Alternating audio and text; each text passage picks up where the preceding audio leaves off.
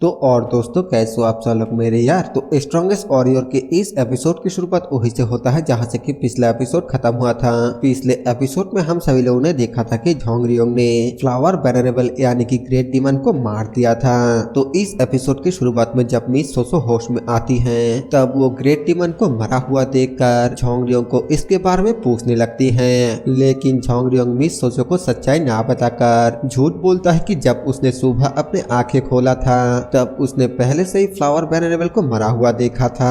जिसे सुनने के बाद मिस सोसो उन ग्रेट टर्टल गिरोह के डाकुओं यानी कि हेलब्लेड किंग को शुक्रिया कहता है वो फूड पॉइजन देने के लिए। जिसके बाद वो झोंगरियोंग से पूछती है लेकिन हेवन और अर्थ स्पिरिट को निकलने के बावजूद आप ठीक कैसे हैं। लेकिन झोंगरियोंग यहाँ पर भी झूठ बताते हुए बोलता है मैंने उसे डाइजेस्ट करने की पूरी कोशिश की लेकिन फिर जबरदस्ती अपने मुंह पर उंगली डाल के उस मेंढक के साथ हेवन और अर्थ स्पिरिट को भी उगल दिया।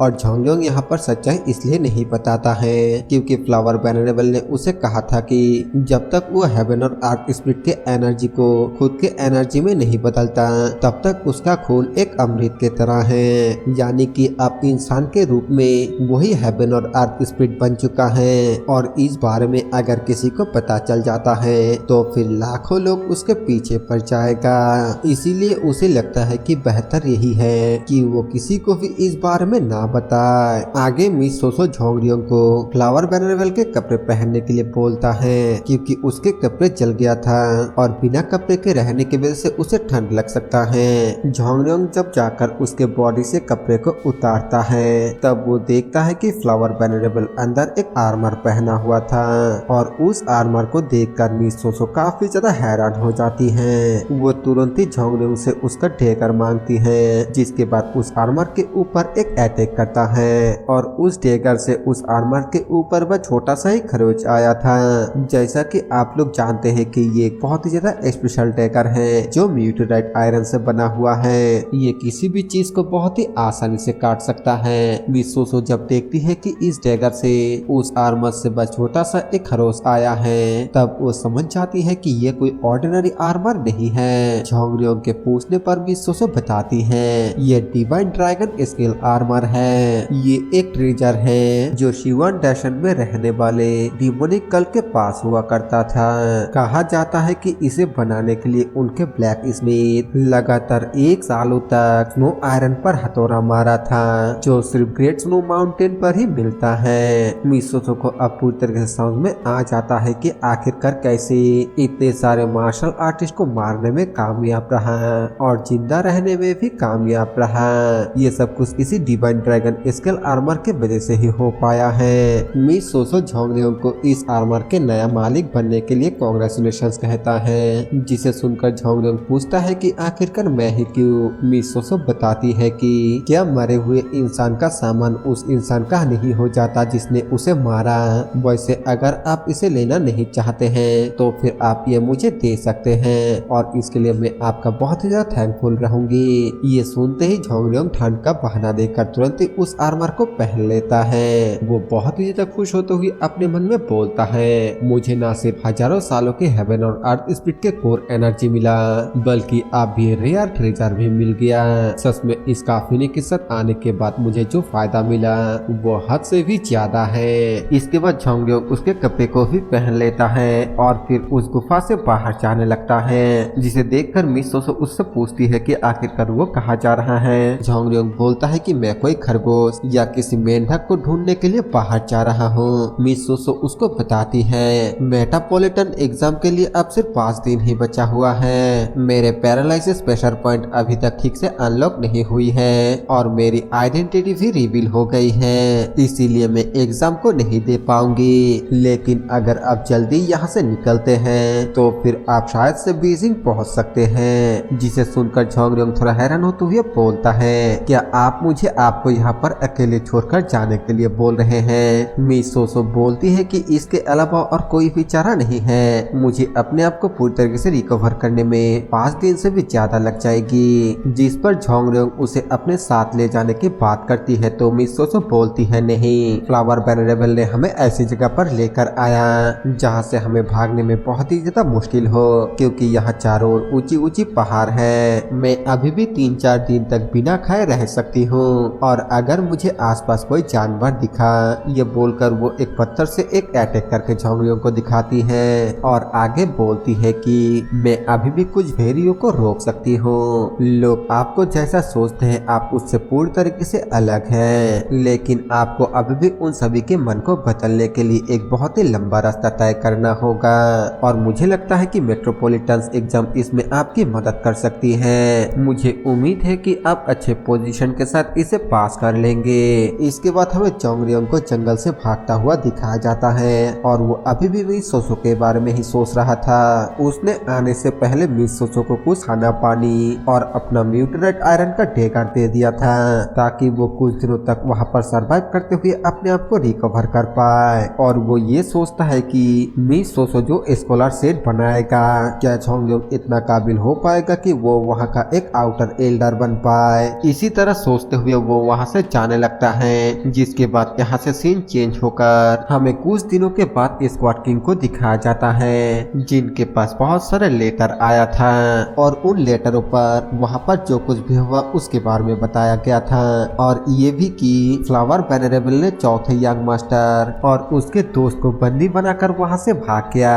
हमें सामने बहुत सारे स्क्वाड वॉरियरों को दिखाया जाता है, जिसमें से येलो ड्रैगन हॉल का मास्टर, रेड हॉल ड्रैगन का मास्टर और ब्लू ड्रैगन हॉल का मास्टर भी अपने सभी स्क्वाड वॉरियरों के साथ मौजूद होता है और वो सभी यहाँ पर इसलिए इकट्ठा हुआ है ताकि वो सभी फ्लावर वेनरेबल को ढूंढकर पकड़ पाए और ऐसा इसलिए क्योंकि उन्हें लगता है कि झोंगरियोंग और मिस सोसो को फ्लावर वेनरेबल ने जान से मार दिया है। स्क्वाड किंग उन तीनों को बोलता है कि फ्लावर वेनरेबल को तुम्हें जिंदा पकड़ना होगा। ये सुनकर वो सभी, जिसमें झोंगरियोंग के तीनों भाई भी होता है, बहुत ही ज्यादा घबरा जाता है क्योंकि फ्लावर वेनरेबल को जिंदा पकड़ना बहुत ही ज्यादा मुश्किल है और उन लोगों को ये भी पता नहीं है कि झोंगरियोंग ने उसे ऑलरेडी मार दिया है। तभी वहाँ पर स्क्वाड कैप्टन आकर स्क्वाड किंग को बताता है होंजो मैजिस्ट्रेट आपसे मिलना चाहता है। वो कह रहा है कि वो आपको पर्सनली कुछ बताना चाहता है। जो सुनकर फर्स्ट यंग मास्टर बोलता है कि इस वक्त हमारा हालत ऐसा नहीं है कि हम किसी मेहमान को यहाँ पर स्वागत कर पाए, लेकिन सेकेंड यंग मास्टर किसी वजह से मैजिस्ट्रेट के ऊपर बहुत ही ज्यादा गुस्सा होने लगता है, जिसे देखकर स्क्वाड किंग उसे गुस्से से शांत कराते हुए बोलता है ये मत भूलो कि वो हमारे होंगजो को मैनेज करने वाला गवर्नमेंट ऑफिशियल है। और तभी वहाँ पर हंसते हुए मैजिस्ट्रेट पहुँच जाता है। मैजिस्ट्रेट किसी वजह से बहुत ही ज्यादा खुश होता है और वो स्क्वाड किंग को उस वाइन को पीने की बात करता है, जिसको पीने के बारे में पिछली बार स्क्वाड किंग ने वादा किया था। लेकिन इस बात से स्क्वाड किंग बहुत ही ज्यादा गुस्सा हो जाता है और गुस्से से मैजिस्ट्रेट को पूछता है आप ये बताइए कि आखिरकार आप यहाँ पर किस काम से आए हैं। जो सुनने के बाद मैजिस्ट्रेट पहले के तरह जमीन पर एक कपड़े बिछाता है और फिर उसके ऊपर एक टेबल और वहाँ पर शराब रख के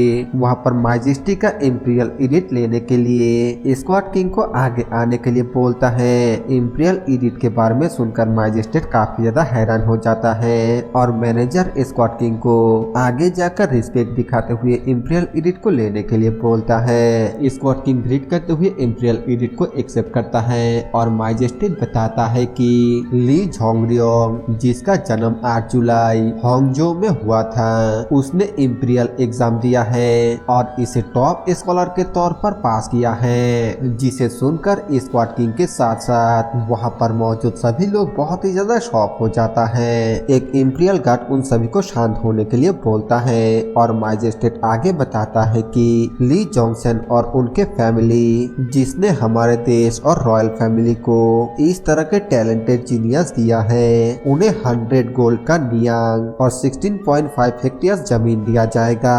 फिर मैजिस्ट्रेट स्क्वाड किंग को उस इंपीरियल एडिट के साथ साथ जमीन के कागजात और बैंक का चेक दे देता है, लेकिन स्क्वाड किंग तो अभी भी पूरी तरह से सदमे में होता है और तभी वहाँ पर कुछ लोग घोड़े से बहुत ही तेजी से आने लगता है, जिसे देखकर स्क्वाड कैप्टन अपने स्क्वाड वॉरियरों के साथ उन्हें रुकने के लिए बोलता है और अपने शॉट को भी बाहर निकाल लेता है। लेकिन तभी fast young master squad captain को रोकते हुए बोलता है वो हमारे दुश्मन नहीं है, इसीलिए आप अपने शॉट को वापस रख दीजिए। हमें उसके बारे में बताया जाता है और ये नामगोंग फैमिली का यंग मास्टर यानी कि मिस सोसो के भाई होता है, जिसका नाम है नामगोंग सेओ के। फर्स्ट यंग मास्टर उसके यहाँ पर आने का वजह पूछता है तो वो बताता है कि मैं आपके पिताजी से मिलने के लिए आया हूँ, जिसे सुनकर फर्स्ट यंग मास्टर अपने पिताजी को बताता है कि ये मेरा दोस्त है, लाइटनिंग शॉट का ग्रैंडसन और नामगोंग क्लैन का होने वाला पैट्रियस नामगोंग सेओ के।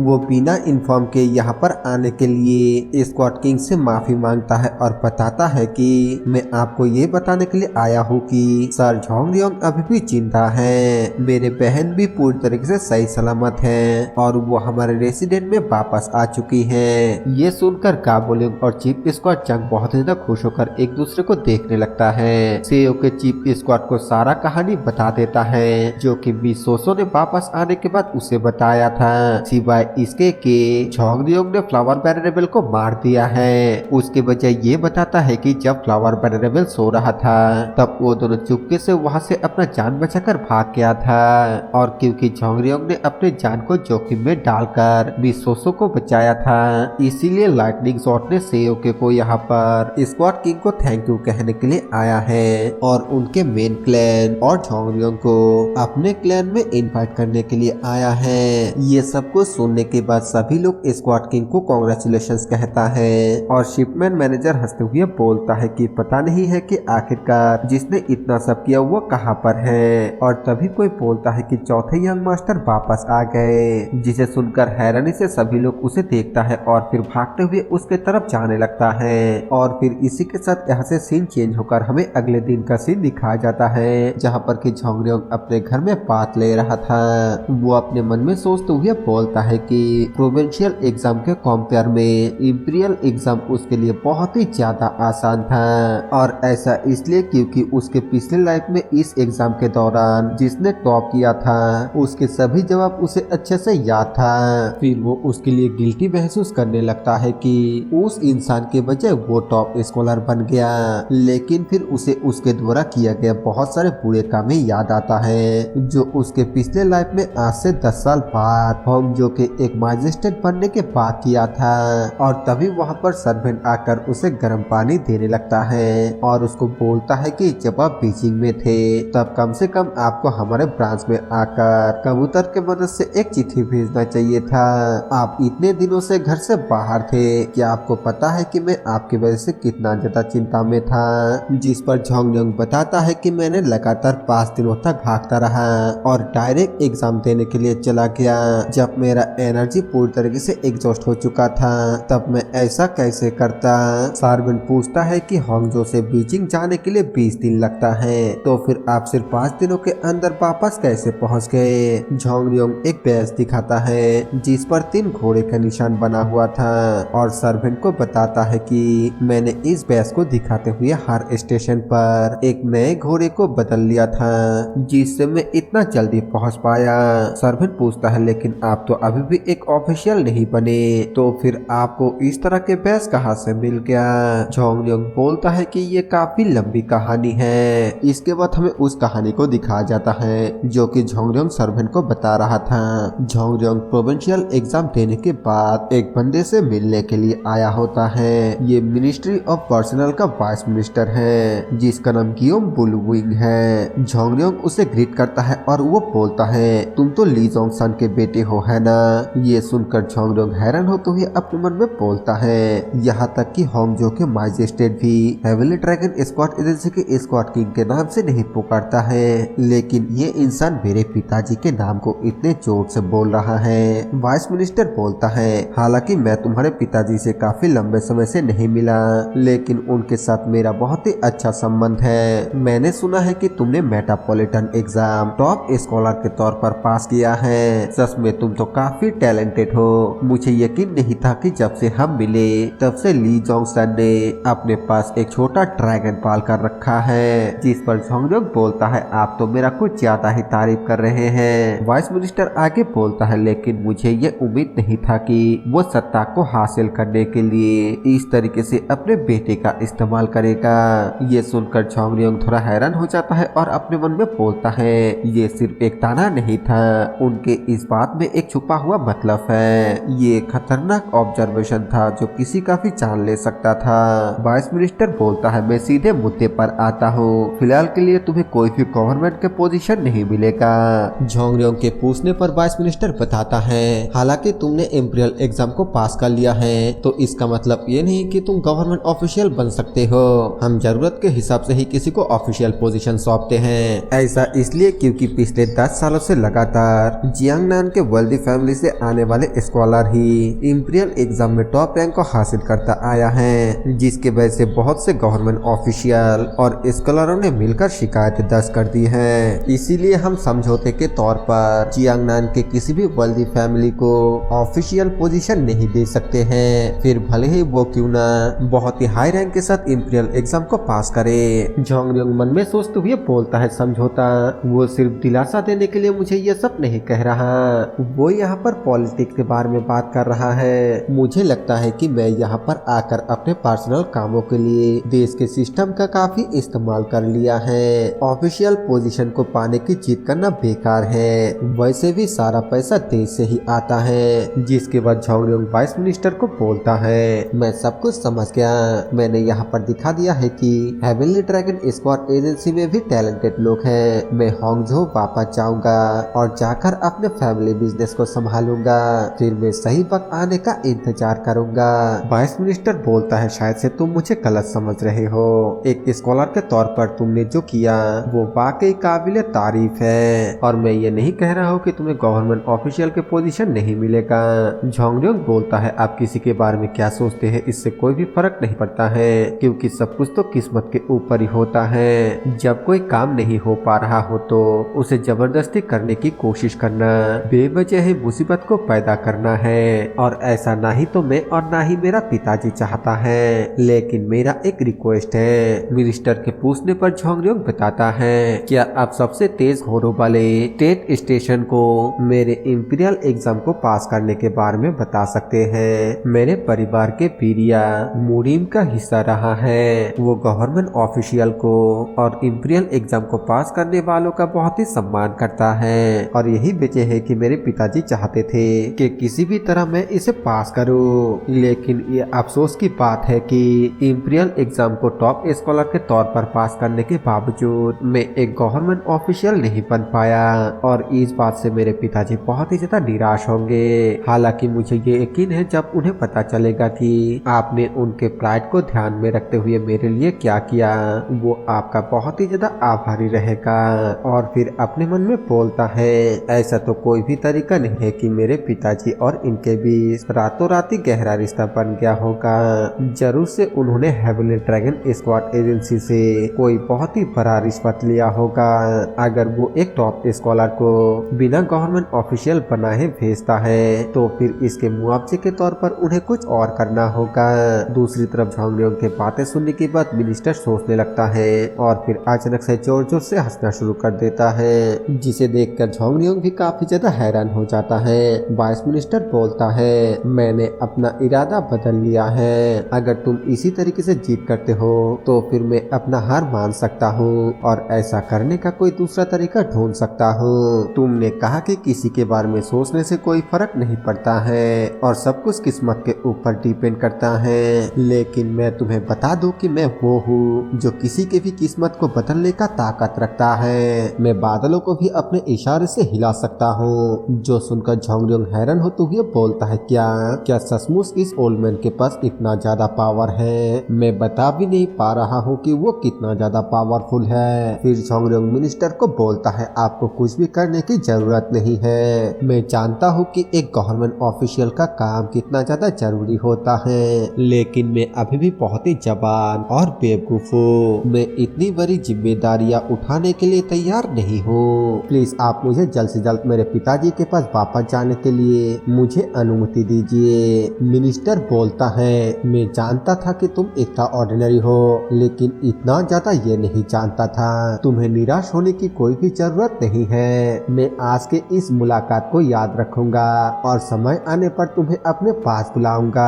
तब तक के लिए तुम एक छोटे से गवर्नमेंट ऑफिशियल बनकर ही खुश रहो। जो सुनकर झोंगरियोंग हैरान हो जाता है और इसके लिए मना करने लगता है, लेकिन फिर भी मिनिस्टर झोंगरियोंग को एक यूनिफॉर्म गार्ड बना देता है। इसके लिए झोंगरियोंग को कोई भी काम करने की जरूरत नहीं है। मिनिस्टर ने झोंगरियोंग को गार्ड इसलिए बनाया ताकि जब जरूरत पड़े तब झोंगरियोंग झोंगरियोंग को उससे कोई लेकर ना जा सके। फिर हमें प्रेजेंट का सीन दिखाया जाता है जहाँ पर कि सर्वेंट ये सब कुछ सुनने के बाद बोलता है, कोई भी नहीं बता सकता है कि किसके साथ कब क्या होता है। कल तक मेरे पास सूप पीने का भी पैसा नहीं था और आज सभी कुली मुझसे बहुत ही इज्जत से बात कर रहा है, तो इन सब का वजह ये था।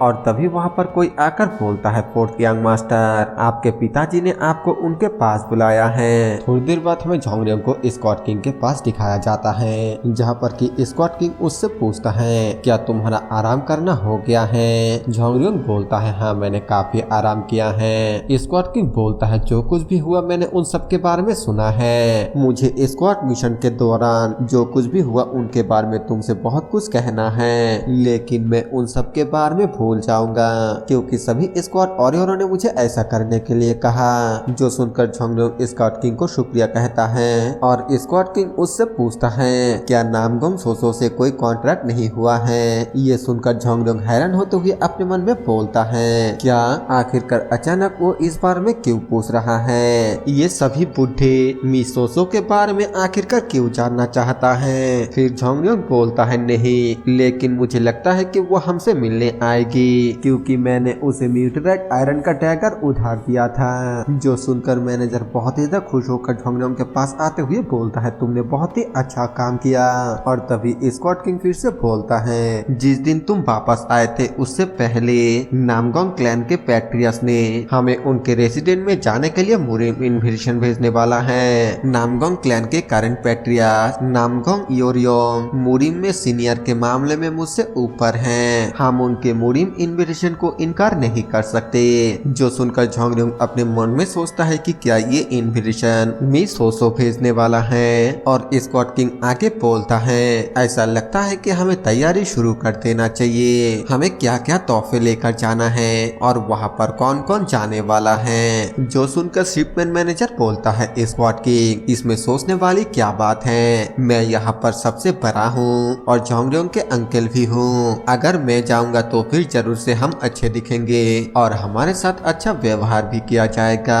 तभी स्क्वाड कमांडर बोलता है, अगर अच्छे दिखने की बात है तो फिर मुझे वहाँ पर जाना चाहिए। इसके अलावा मैं नामगोंग क्लैन के एडमिनिस्ट्रेट का बहुत ही अच्छा दोस्त हूँ। जब नामगोंग सेओके यहाँ पर आया था तब उसने कहा था कि मुझे उनसे भी मिलना चाहिए। इसी तरह मैं जाऊंगा कहते हुए दोनों एक दूसरे से लड़ने लगता है और वो दोनों सिर्फ इसलिए वहाँ पर जाने के लिए इतना ज्यादा पागल हो रहा है क्योंकि वो मिस सोसो के दादाजी यानी कि लाइटनिंग शॉट से मिलना चाहता है। मैनेजर बोलता है कि मैं काफी बूढ़ा हो चुका हूँ, इसीलिए मुझे ही वहाँ पर जाना चाहिए। लाइटनिंग शॉट से मिलने का तुम्हें और भी मौके मिलेगा।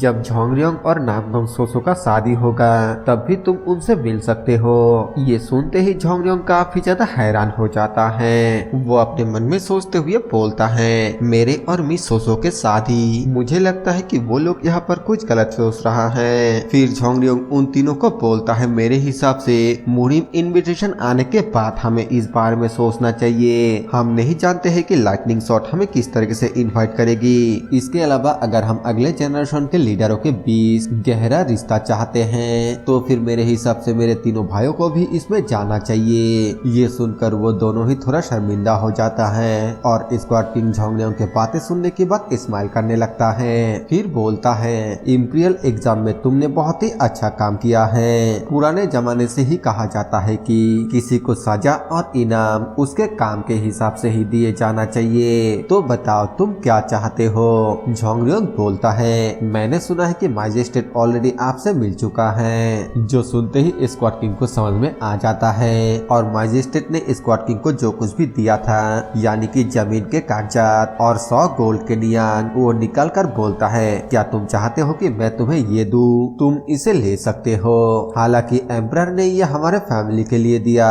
लेकिन मैंने इसे लेने लायक कुछ भी नहीं किया। जो सुनकर झोंगरियोंग स्क्वाड किंग को शुक्रिया कहता है और मैनेजर स्क्रॉल को लेते हुए बोलता है, इसका मतलब तुम इस ऑफर को भी लेने वाले हो? झोंगरियोंग बोलता है, मेरे हिसाब से लोग जो कुछ भी देते हैं हमें वो लेना चाहिए। तभी स्क्वाड किंग अपने पास से कुछ निकालते हुए बोलता है, वैसे मैंने तुम्हें कुछ देने के लिए सोचा जो तुम्हें सबसे ज्यादा जरूरत है क्योंकि तुम्हारे पास पहले से ही पवेलियन और पैसा है, इसीलिए मैं तुम्हें एक छोटा सा पवेलियन दूंगा होगा अब, और इसी पल से तुम 17 पवेलियन के मास्टर हो। जिसे सुनकर झोंगरियोंग काफी ज्यादा हैरान हो जाता है। स्क्वाड किंग उसको बताता है, इसे अपने सर पर हावी होने मत देना, क्योंकि मैं सिर्फ तुम्हें पवेलियन मास्टर के टाइटल ही दे सकता हूँ, लेकिन सिर्फ तुम ही दूसरे लोगों से चीफ स्क्वाड के क्वालिफिकेशन को हासिल कर सकते हो। तुम्हें अपने पवेलियन के लिए खुद से ही लोगों को हायर करना होगा, जिसमें स्क्वाड वॉरियर और कूली भी होंगे। अगर तुम्हें लगता है कि तुम ये सब कुछ नहीं कर सकते हो, तो फिर मैं तुमसे ये चाबी वापस ले सकता हूँ। ये बोलकर स्क्वाड किंग वो चाबी उसको दे देता है, जिसे देखते हुए झोंगरियोंग अपने मन में बोलता है, लॉकी का बाटली चीफ स्क्वाड के अथॉरिटी को रिप्रेजेंट करता है, जबकि ये ब्रोस्की हेवनली ड्रैगन स्क्वाड एजेंसी के एक पवेलियन मास्टर के अथॉरिटी को रिप्रेजेंट करता है। तो मैं इसे खुशी से एक्सेप्ट नहीं कर सकता, क्योंकि इस दुनिया में कुछ भी फ्री में नहीं मिलता। फिर झोंगरियोंग वो चाबी वापस करते हुए स्क्वाड किंग को बोलता है, इसके लिए शुक्रिया, लेकिन मुझे ये नहीं चाहिए। स्क्वाड किंग बोलता है, क्या तुमने ये नहीं कहा कि लोग तुम्हें जो देता है वो तुम्हें लेना चाहिए? झोंगरियोंग बोलता है, अगर मैं इस चाबी को लेता हूँ तो फिर मुझे आपको 17 पवेलियन में जो कुछ भी होता है उन सब की रिपोर्ट देना पड़ेगा। इसके अलावा जरूरत पड़ने पर मुझे ऑर्डर भी लेना होगा, ये पूरी तरीके से मेरा नहीं होगा। और फिर अपने मन में सोचते हुए बोलता है, मेरे सभी भाइयों को भी अपना अपना पवेलियन है। फर्स्ट ब्रदर के पास स्ट्रॉन्ग ड्रैगन हॉल है, और सेकंड ब्रदर के पास हिडन ड्रैगन हॉल है, और थर्ड ब्रदर के पास 7 पवेलियन है, मतलब कि 7 नंबर वाला पवेलियन। मेरे भाइयों ने उन पवेलियन का इस्तेमाल स्क्वाड एजेंसी में अपने पोजीशन को स्ट्रॉन्ग बनाने के लिए किया। लेकिन अगर कोई कहता है कि जो उन्हें मिला वो पूरी तरीके से उनके हैं, तो फिर ये गलत होगा, क्योंकि उन्हें हर एक चीजों का रिपोर्ट स्क्वाड किंग को देना पड़ता है, और जरूरत पड़ने पर अपने हायर किया हुआ स्क्वाड वॉरियर को भी देना पड़ता है, और इसीलिए उन्हें जो दिया गया है वो कभी पूरी तरीके से उनके नहीं हो सकता। झोंगरियोंग के इस बात को सुनने के बाद स्क्वाड किंग फिर से स्माइल करते हुए बोलता है, मुझे लगता है कि तुम किस्मत से टॉप स्कॉलर नहीं बने। क्या तुम्हारे नजरों में तुम्हारे भाई बेचारे दिखाई देता है? झोंगरियोंग बोलता है, मैं उनसे नफरत नहीं करता। स्क्वाड किंग बोलता है, लगता है तुम्हें मुझे ये बताने का बिल्कुल भी इरादा नहीं है कि तुम उन पैसों से क्या करने वाले हो। झोंगरियोंग बोलता है, हालांकि मेरे लिए ऐसा करना गलत है, लेकिन अगर सच कहूँ तो मैं ऐसा ही करने वाला हूँ। स्क्वाड किंग बोलता है, पैसा हमेशा ये बताने के काबिल होता है कि उसके मालिक कैसे काम करता है, वो क्या देखता है, क्या काम करता है, और वो भविष्य में क्या करने वाला है। ठीक है, मैं तुमसे ये जानने की कोशिश नहीं करूंगा कि तुम अपने पैसों से क्या करते हो, लेकिन क्या बदले में तुम मुझसे शर्त लगाओगे? मैं सेवक से ये पता लगाने की कोशिश करूंगा कि तुम्हारे पैसा कहाँ जा रहा है, और ये किस काम के लिए इस्तेमाल हो रहा है। तुम्हारे पिता होने के नाते मुझे तुम्हारे लिए चिंता होता है, इसलिए अगर तुम्हारे पास छुपाने के लिए कुछ है तो फिर बेहतर होगा कि तुम उसे अच्छे से छुपाओ। अगर तुम ये छुपाने में कामयाब नहीं हो पाए कि तुम उन 100 गोल्ड के नियम कहाँ खर्च किया है, तो फिर तुम एक लंबे समय के लिए पवेलियन मास्टर नहीं बन पाओगे। और अगर मैं इसे पता लगाने में कामयाब हो गया कि तुमने उन पैसों से क्या क्या किया है, तो फिर तुम्हें अपने तीनों भाइयों के तरह ही 17 पवेलियन का मास्टर बनना होगा, और मुझे हर एक बात रिपोर्ट करना होगा, और अपने अकाउंट को भी इंस्पेक्ट करने देना होगा। बताओ, क्या तुम इस बेट को करने के लिए तैयार हो? झोंगरियोंग थोड़ा हिचकिचाते हुए बोलता है, हाँ मैं तैयार हूँ। स्क्वाड किंग बोलता है, हाँ एक और बात, तुम्हें कल से सेयोक्सेन से फिर से मार्शल आर्ट सीखना होगा। स्क्वाड किंग के इसी बात के साथ ये वाला एपिसोड यहीं पर खत्म हो जाता है। वीडियो पसंद आए तो वीडियो को लाइक कर देना, चैनल पर नए हो तो सब्सक्राइब कर देना। मैं मिलूंगा आप सभी से एक नए वीडियो के साथ, तब तक के लिए बाय बाय।